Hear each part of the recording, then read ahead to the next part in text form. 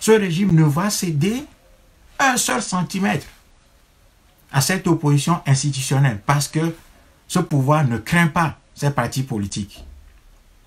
Ce pouvoir ne craint pas non plus l'armée parce que ce pouvoir a créé une armée au sein de l'armée.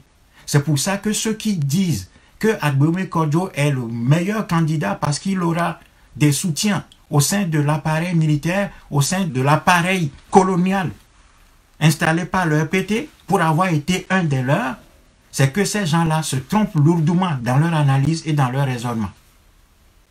Faure Gnassingbé a arrêté Agbeome Kodjo, l'a mise en prison. Aucun soldat ne s'est levé pour défendre Agbeome Kodjo. Donc Agbeome ne va rien faire. Parce qu'aucun soldat ne va se lever pour faire quoi que ce soit pour Agbeome lorsque la victoire d'Agbeome sera volée en février prochain.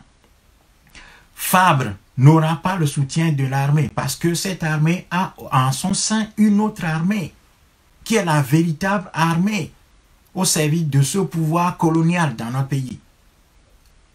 C'est pour ça que Faure Gnassingbé a pu arrêter Kpacha, son propre frère, qui est en prison depuis 10 ans. Et aucun officier, aucun soldat de l'armée n'a tiré un seul coup de bandit en l'air pour protester contre l'arrestation de leur ministre de la Défense de l'époque, qui est Kpacha Gnassingbé, qui est le co-héritier du pouvoir avec Faure Gnassingbé.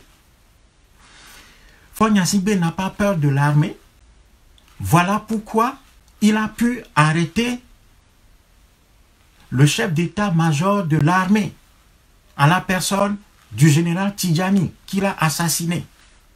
Il n'y a aucun soldat qui est sorti de cette armée pour protester contre ni l'arrestation ni l'assassinat de leur ancien chef d'état-major. C'est pour cela que Faure Gnassingbé a pu arrêter Pascal Bojona, qui l'a installé sur le trône présidentiel, qui l'a accompagné dans la prise du pouvoir. C'est pour ça que Faure Gnassingbé a pu déchoir Pascal Bojona, qui est un homme puissant du système, sans qu'un seul soldat au sein de l'armée ne tire un seul coup de fusil pour protester contre l'arrestation de Pascal Bojona. Faure Gnassingbé n'a pas peur de l'armée. Voilà pourquoi il a déchu des officiers supérieurs de cette armée sans qu'un seul soldat de cette armée ait pu protester d'une manière quelconque contre ces arrestations et ces déchéances arbitraires. Voilà pourquoi Faure Gnassingbé a monté en grade des criminels au sein de cette armée qu'il protège. Parce que c'est là que se trouve le véritable pouvoir. C'est-à-dire qu'il y a une armée au sein de cette armée. Voilà pourquoi l'ancien ministre de l'Intérieur à la personne de François Akila Boko, ministre de l'Intérieur, chef d'escadron, c'est-à-dire officier supérieur de l'armée togolaise, est en exil sans qu'aucun soldat ait tiré le moindre coup de feu pour protester contre ça. Voilà pourquoi quelqu'un comme le commandant Olivier Ama ait pu quitter cette armée sans qu'aucun de ces soldats, des soldats qui étaient sous son commandement, n'ait opposé une quelconque résistance à cette déchéance-là. Donc l'armée ne fait pas peur à Faure Gnassingbé. L'armée togolaise ne fait pas peur à Faure Gnassingbé parce que ces gens, ils ont créé une armée dans l'armée. Donc ceux qui sont en train de nous dire que Agbeome Kodjo va gagner l'élection et aura l'appui de quelques gens de ce système se trompent lourdement et nous trompent. Il n'y aura pas d'élection au Togo. C'est-à-dire que à partir du moment où Faure Gnassingbé s'est fait candidat aujourd'hui, le message est clair. C'est que Faure Gnassingbé dit très explicitement qu'il est au pouvoir et qu'il y restera. C'est ça la conclusion qu'il faut tirer. Et donc, les partis politiques institutionnels qui prétendent aller à cette compétition électorale doivent tout simplement s'y retirer. Parce qu'il n'y aura pas d'élection au Togo, il y aura une énième mascarade électorale, comme le EPT sait le faire. Et donc, les partis politiques institutionnels qui prétendent parler au nom du peuple, qui prétendent aller à ces élections au nom du peuple, pour les gagner et apporter l'alternance dans ce pays, doivent tout simplement se retirer de cette fameuse course à l'élection présidentielle qui est déjà gagnée par Faure Gnassingbé, qui a dit aujourd'hui qu'il reste et qu'il restera au pouvoir, quoique les Togolais votent dans les urnes. Et donc, je disais que ni les partis politiques, ni l'armée ne font peur à Faure Gnassingbé. Et si ces deux éléments-là ne font pas peur à Faure Gnassingbé, ça veut dire quoi? Ça veut dire que le seul instrument, la seule institution qui fait peur à Faure Gnassingbé, c'est le peuple togolais. C'est le peuple togolais. La seule chose qui fait peur à ce système, c'est le peuple togolais. Voilà pourquoi ce système a mis en place deux outils fondamentaux pour contenir le peuple togolais jusqu'ici et le désorganiser, paralyser ses capacités de résistance, neutraliser ses capacités de réflexion et de résistance par le biais de l'armée en faisant peur à cette population depuis des décennies. Et ensuite, la corruption, c'est-à-dire de l'argent pour à la fois payer un certain nombre de partis politiques qui vont semer la zizanie dans les têtes et dans les rangs de l'opposition en jouant aux opposants le jour pendant qu'ils font les copains du pouvoir la nuit. Et donc, à partir de la déclaration de Faure Gnassingbé d'aujourd'hui, 7 janvier 2020, les partis politiques qui, soi-disant, parlent au nom du peuple togolais doivent se retirer tout simplement de cette fausse compétition, de cette compétition déjà pipée.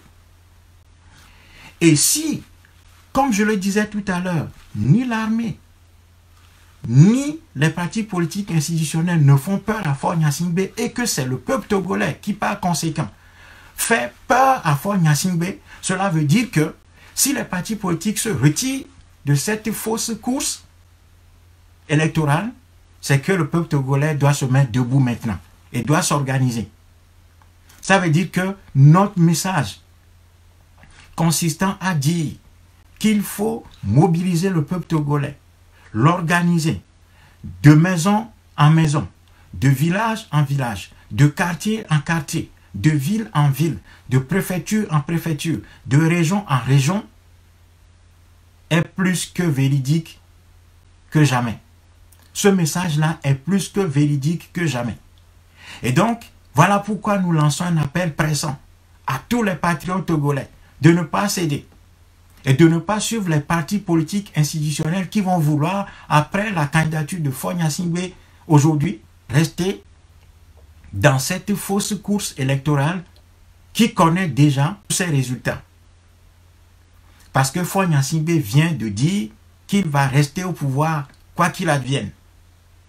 Sauf si le peuple togolais se constitue et se lève maintenant. Et lorsque le peuple togolais va se mettre debout, de manière organisée, de manière disciplinée, parce que les gens ont tendance à dire que ce peuple a déjà payé le tribut de sa libération. C'est faux, ce qui est complètement faux. Notre peuple n'a pas encore donné toute la mesure de ses capacités. Voilà pourquoi nous devons poser très calmement le diagnostic pour aboutir à la conclusion que nous n'avons plus d'autres alternatives que la mobilisation populaire. Mais cette mobilisation populaire, elle doit se faire différemment. Elle doit se faire d'une manière différente que tout ce que nous avons connu jusqu'à présent. Ça veut dire que des patriotes doivent se lever, organiser ce peuple, lui dire la vérité de l'histoire, qui est que lorsqu'un peuple se met debout, le sang va couler, c'est sûr, mais ce sang, c'est un sang libérateur. C'est ce sang qui va fertiliser la terre togolaise, qui appelle à sa renaissance. Et les patriotes togolais ne peuvent pas rester les bras croisés en ce moment historique de notre parcours en tant que peuple. La situation est extrêmement grave. Les Togolais doivent assumer leurs responsabilités maintenant. Et si les partis politiques institutionnels, malgré la proclamation de Faure Gnassingbé en ce jour du 7 janvier 2020, disant très clairement qu'il reste et restera au pouvoir, si malgré ce message-là, il y a encore des partis politiques institutionnels qui veulent aller à ces élections. Il faut absolument que le peuple togolais s'en détourne. Les Togolais doivent sortir de ces partis politiques institutionnels maintenant, qui ont jusqu'ici, depuis 30 ans, confisqué l'énergie populaire, qu'ils ont orientée dans un sens faussé. Ce qui fait que le peuple togolais se donne, sans jamais obtenir quoi que ce soit. Plus les Togolais se sacrifient, moins ils ont l'impression de se rapprocher de l'alternance et du changement et de la renaissance de ce pays. Tout simplement parce que les partis politiques institutionnels ne sont pas à la hauteur des enjeux. Et nous n'avons pas à les blâmer parce qu'ils ont agi comme ils ont pensé. Et je ne veux pas ici jeter du discrédit sur ceux qui continuent de suivre ces partis politiques. Il est temps maintenant de réaliser que ces partis politiques ne nous mèneront pas à bon port face à ce pouvoir-là. Parce que soit ces partis politiques ou se sont compromis avec ce pouvoir criminel et assassin, ou alors ces partis politiques n'ont pas encore atteint la radicalité suffisante pour sortir le peuple des sentiers battus, des élections, des faux dialogues, des médiations, des pourparlers, des appels incessants à la morale de ce régime, ou alors des appels incessants pour des réformes qu'on n'aura jamais, parce que ce pouvoir n'est pas fait pour être réformé. Le crime, on ne le réforme pas. Le crime, on ne le moralise pas. Et ce n'est pas un prélat qui viendra parler au cœur de ces criminels. Ces gens n'écoutent personne. La seule force qu'ils craignent, c'est le soulèvement populaire sous forme d'un tsunami qui va les balayer sur son chemin. Voilà pourquoi des patriotes togolais doivent se lever maintenant pour incarner ce mouvement populaire qui va se lever. Le temps des patriotes a sonné et nous ne pouvons plus nous cacher. Oui, aujourd'hui nous sommes loin du pays, mais ça ne veut pas dire que notre cœur n'y est pas et que nos idées ne doivent pas progresser. Nos idées doivent progresser. Et tous ceux qui, patriotes, sont chassés de ce pays, qui se retrouvent à l'extérieur et qui vivent mal la perte du pays, c'est-à-dire le séjour à l'étranger, en terre étrangère, loin de nos familles, ces gens-là doivent se lever maintenant. Il n'y a plus de place pour des débats inutiles. Il n'y a plus de place pour des confrontations d'idées qui se neutralisent entre elles. Aujourd'hui, l'heure a sonné pour que les Togolais cessent des discours pour des discours et se constituent maintenant. Les patriotes n'ont plus le choix. L'histoire nous appelle, le devoir nous appelle et nous devons réfléchir froidement. Peu importe notre vie, notre pays doit renaître. Et si notre sang doit fertiliser la terre de nos aïeux, et c'est maintenant qu'on doit le faire. Et ce n'est que comme ça que nous resterons vivants à tout jamais dans le cœur de notre peuple. Parce que l'histoire, elle est faite par de grands hommes, par des gens qui se sacrifient pour leur pays, pas ceux qui pensent à eux, à leur intérêt personnel et à l'intérêt clanique de leur clan et de leur famille, de leur ethnie et de leur village. Non, l'heure a sonné maintenant. Il faut que les Togolais cessent toute discussion. Et nous appelons à ça depuis plusieurs années. Les gens ne nous comprennent pas. Les gens nous traitent d'arrogants, de dictateurs, parce que nous voulons éteindre tous les faux débats, toutes les discussions les plus inutiles qui nous minent, qui font que nous nous contentons de trouver dans toute discussion, dans tout discours, les idées divergentes, au lieu de trouver des points de rapprochement. Et de nous contenter de ces idées maîtresses pour nous réunir autour d'elles et commencer par agir concrètement. Parce que les gens veulent qu'il y ait toujours du débat entre nous. Les gens veulent qu'on fasse les choses comme on les a toujours faites. À un moment donné, il faut sortir de ça. Et lorsque l'histoire arrive à ce niveau de gravité, il y a un certain nombre de personnalités ou de personnages qui se dégagent. Quelques individualités se dégagent, quelques têtes fortes se dégagent. Et ces gens-là, par la conviction qu'ils donnent, par la sincérité de leurs intentions, par leur connaissance approfondie de l'histoire, par leur caractère grave, par leur discipline, par leur sérieux, ils appellent à une réunion, à un rassemblement agissant. Le temps des discussions oiseuses et interminables doivent cesser. De faire toujours les choses comme on les a toujours faites doit cesser. Il est temps maintenant que les Togolais se lèvent. Les patriotes qui aiment le pays, qui adorent notre pays, doivent se lever maintenant. Nous devons taire toutes les discussions qui nous minent, les haines interpersonnelles, les petites jalousies, les petites querelles de bas étage qui nous minent. Nous devons les taire maintenant et nous réunir. Absolument. Parce que sans ça, ce pouvoir ne cédera rien du tout. Pour créer un véritable mouvement populaire qui va engager la libération de notre pays. C'est pour ça que nous demandons à tous les patriotes togolais, qu'ils soient à l'intérieur de ce pays ou qu'ils soient à l'étranger, de se constituer, qui commencent par faire un travail autour d'eux-mêmes, dans leur propre maison, dans leur quartier, dans leur village, dans leur ville, dans leur canton, dans leur préfecture, dans leur région et dans tout le pays, pour qu'une chaîne de commandement commence par s'installer. Et ce pouvoir ne peut pas nous empêcher de faire ce travail-là si nous avons décidé de taire les discussions pour les discussions, les querelles intestines qui nous minent, les petites jalousies, les haines, la méfiance que ce pouvoir a créée entre nous pour éviter que nous nous constituions en un peuple organisé. Nous devons détruire le mur, ce mur de la défiance maintenant.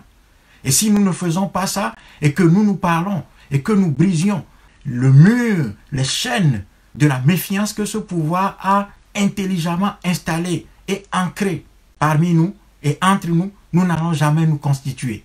C'est pour ça qu'il faut maintenant que les Togolais retrouvent le courage et la confiance en se débarrassant de la peur et des murs de la méfiance que ce pouvoir a installé parmi nous. Voilà deux axes stratégiques sur lesquels nous devons absolument travailler. Les Togolais doivent retrouver la confiance les uns dans les autres, en brisant le mur de la méfiance qui nous empêche de nous rapprocher parce que nous n'avons pas confiance en nous-mêmes, parce que nous n'avons pas confiance en nos frères et sœurs, parce que ce pouvoir a construit le mur de la méfiance parmi nous depuis 56 ans maintenant, pour éviter que nous nous parlions et que nous nous fassions confiance les uns les autres. Et aujourd'hui, nous ne pouvons pas être des lâches. Nous devons retrouver tout l'esprit patriotique de nos ancêtres.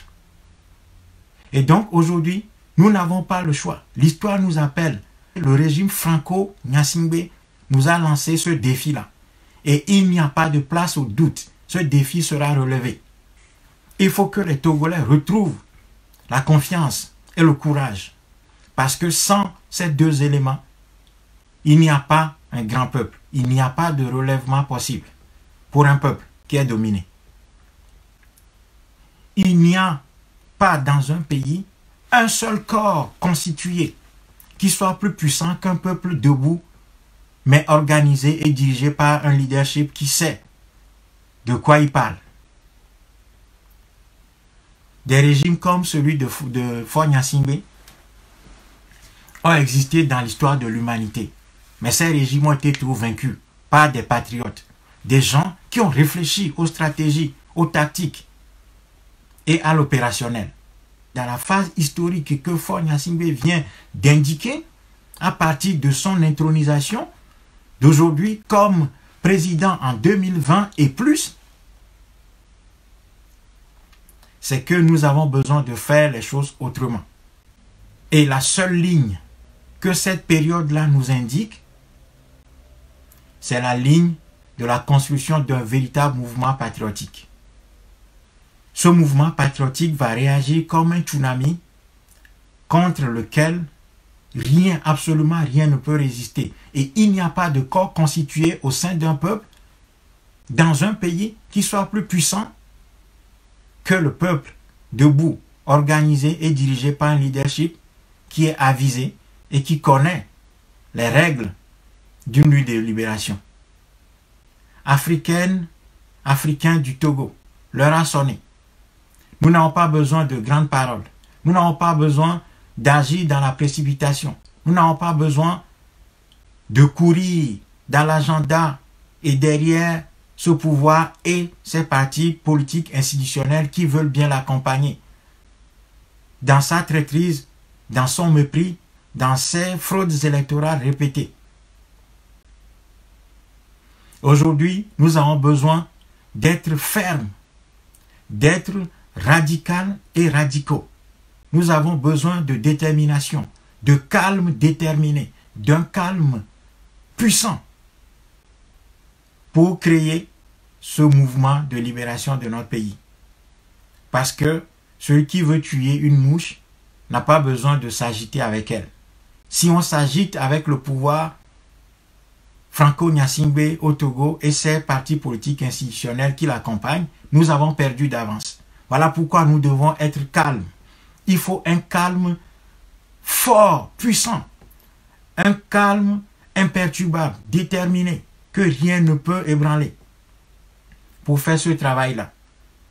Et ce défi-là, il va être relevé. C'est tout ce que j'ai à dire. Sur ce, je vous salue patriotiquement. Que nos ancêtres veillent sur nous, qui nous inspirent, qui nous parlent, et que les Africaines et Africains du Togo retrouvent la lucidité pour comprendre que nous avons absolument besoin de sortir des guéguerres et des querelles des partis politiques institutionnels aujourd'hui pour nous engager sur l'unique voie qui est la voie de la construction d'un véritable mouvement de libération. Sur ce, je vous salue patriotiquement, que chacun reste mobilisé, que chacun comprenne que le temps de faire le point est arrivé. Et ce point-là, il doit être levé. Partout, c'est notre signe de ralliement maintenant. Mais dans le calme, parce que nous avons besoin de temps pour construire ce mouvement. Force et honneur, courage, lucidité et engagement au peuple togolais.